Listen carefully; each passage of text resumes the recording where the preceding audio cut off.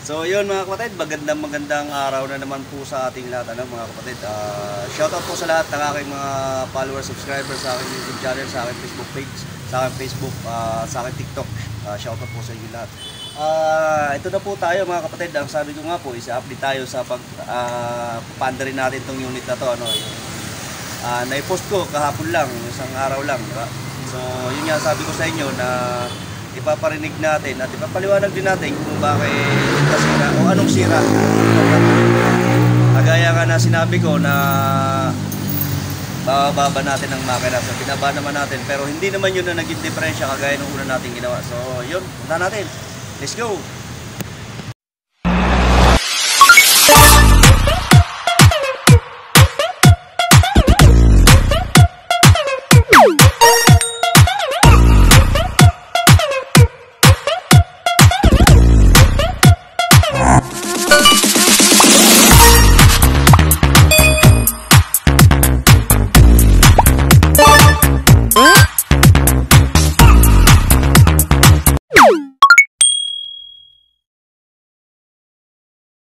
So yun mga kapatid, dito na nga dito na tayo yan. Baklas pang panggilid dito, hindi pa natin kinakabit, pero kinabit na rin natin ang upuan. At ngayon ispapanda rin na lang natin. Pasuyo nga ako kapatid Errol. Ayan, shoutout kay kapatid Errol. Yan ang ating marshal ng ARCU. Start natin para marinig natin kung anong ingay, kung ano pa bang Sige. Okay. So wala na yung kanyang ingay na lagutok na naging sanhi ay yung itong ating camshaft. So hindi po sigunyal ang ating pinalitan bagos ay camshaft. Ito pong sira niya ay yung bearing na malaki na to.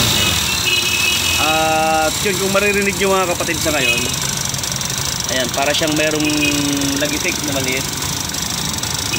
Maririnig natin isipin natin yan kung tayo ay sa mga mekaniko natin, isipin ka agad yan, ito yung tappet valve, diba? Kasi nga ayan, maingay, lumalagitik.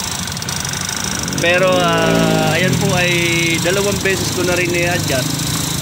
So 3 beses na simula nung naiakyat natin, naisampa natin dito sa kanyang kaha, tapos napandar. At ipapaliwanag din po natin kung ano nga po ba, bakit ganun ang nangyari sa kanya na may lagitik siya na ganyan. Ayan, ipapakita ko rin po sa inyo yung picture niyan.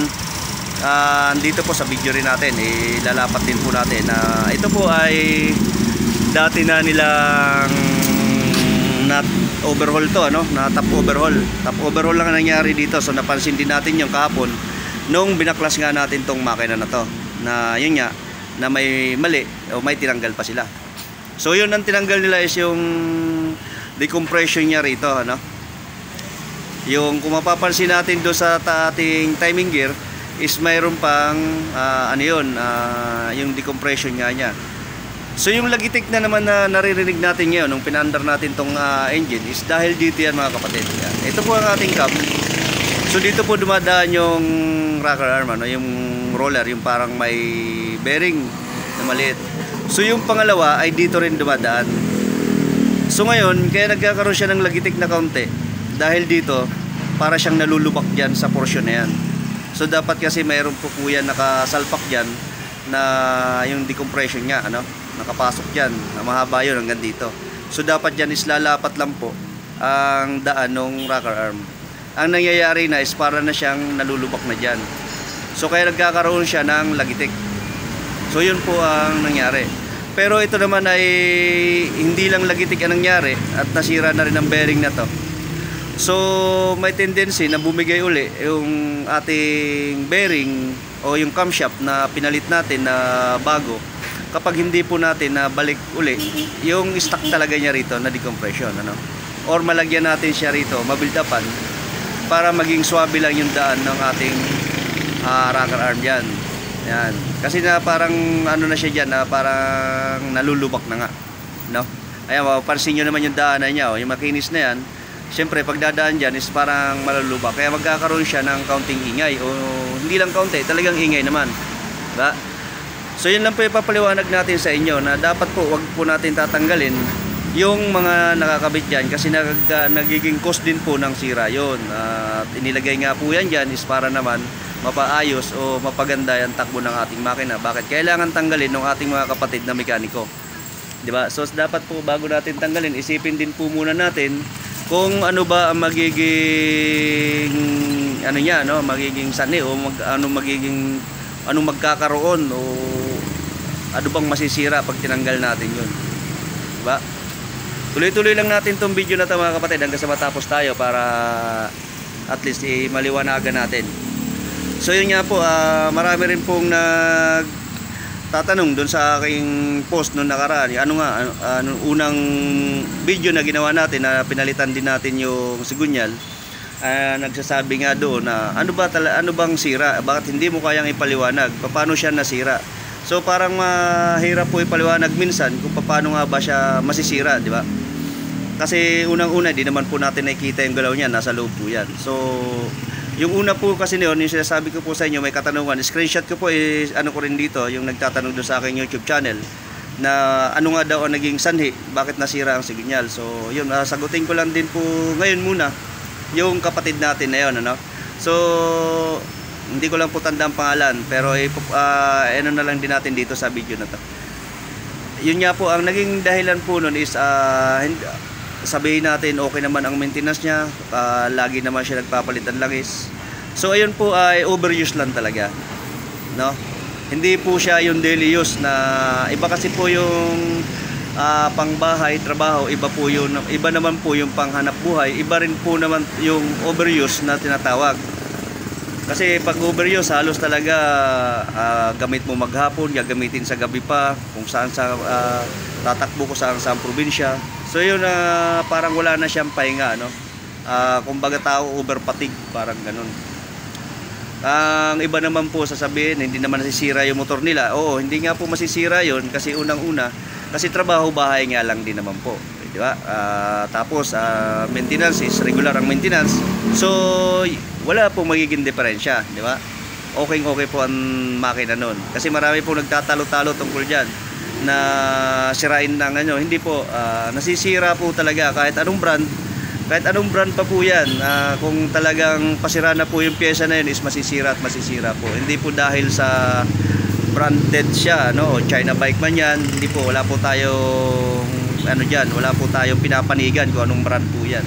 Basta ang pinaka-the best po na gagawin natin is regular maintenance sa ating unit para po maayos ang takbo o maayos ang ating makina, no, sa ating paggamit sa araw-araw.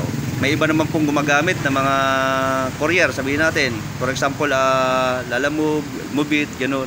Pero naman po ay paggamit nila pampasahero pero smooth lang gumamit. Hindi naman po kagaya ng iba na gumagamit na barurot lang ng barurot, di ba?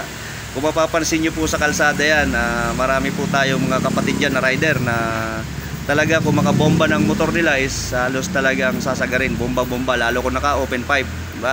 Pag naka-open pipe, napakasarap yung bomba.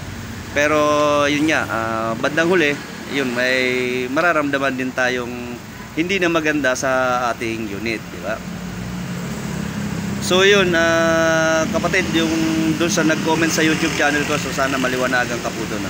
So ito naman pong ginawa natin na to ay ito lang po ang naging sira. Hindi po siya sigunyal. Goods pa po ang kanyang connecting rod. Halos lahat the rest. Maliban po dito sa kanyang camshaft. Hindi po magkakaganito sana kung ito ay kompleto, ano? Kung hindi tinanggal itong kanyang decompression. Kasi kagaya nga po na sinabi ko is ang rocker arm natin is dito dumadaan sa dalawa na to. Yan. Sa dalawa na yan. Yan po yan. Ang forma niyan is nakaganyan. Nakaganyan ang forma. Papasok doon. Diba? So kapag dumaan na po kasi rito ang ating rocker arm, pag ikot nito, halos malulubak. Kagaya nga po nung under niya na ngayon is may counting lagitik, no? So hindi po yun napapansin nung may-ari nito dahil nga sa ingay din ng bearing na yun, nakakaiba. So kapatid Errol, pasuyo nga uli ako panda.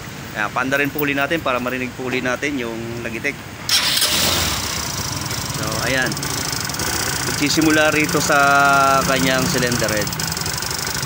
Yan, yung lagitik na yan. Pero the rest, wala na po yung kanyang tunog traktor kahapon, ano, no isang araw.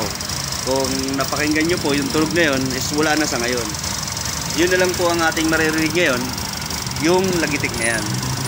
So goods na po to dahil sa tayo ay nakapagpalit na ng ating camshaft. Yun. So sana po naliwanagan po ang lahat.